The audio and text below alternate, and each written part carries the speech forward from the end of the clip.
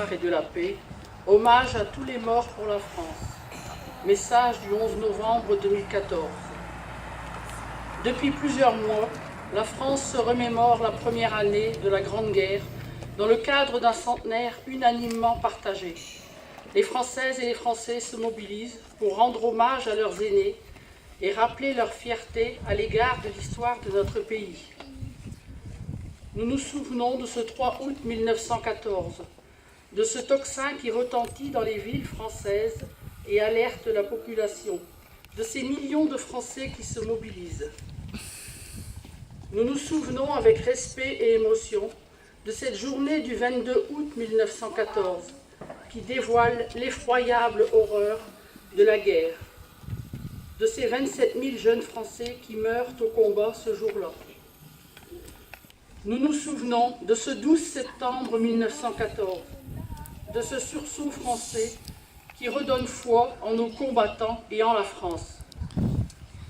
Mais il nous appartient surtout aujourd'hui à toutes et à tous de nous souvenir de ce 11 novembre 1918, de cette paix que chacun de nos concitoyens croyait alors éternelle, du courage de nos soldats, de la volonté de notre pays, des souffrances partagées des Français durant 4 années, de la force de la République qui jamais ne plia et du triomphe de ses valeurs, de nos soldats tombés ces dernières années sur les théâtres d'opérations extérieures pour perpétuer l'héritage de leurs aînés.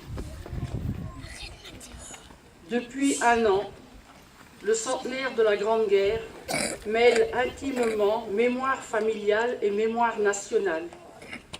Il est vécu dans chacune commune, chaque famille, chaque foyer. Il rassemble l'État, les collectivités territoriales et les associations. Malgré le temps qui passe et nous éloigne d'un siècle que cette guerre a ouvert, le centenaire mobilise des anciens combattants, les jeunes et au-delà, tous les citoyens de notre pays autour de cette histoire. Il témoigne de la réalité de la guerre, de sa brutalité, de son humanité aussi parfois, de son caractère mondial enfin, en particulier ce jour à Notre-Dame de Lorette, à travers l'inauguration d'un mémorial où sont inscrits par ordre alphabétique les noms de près de 600 000 combattants de toutes nationalités morts sur les terres du Nord-Pas-de-Calais. Ces 600 000 noms, aujourd'hui gravés dans le marbre de l'histoire et dans la mémoire de l'humanité, nous rappellent combien la mémoire de la Grande Guerre est une mémoire mondialisée et pacifiée.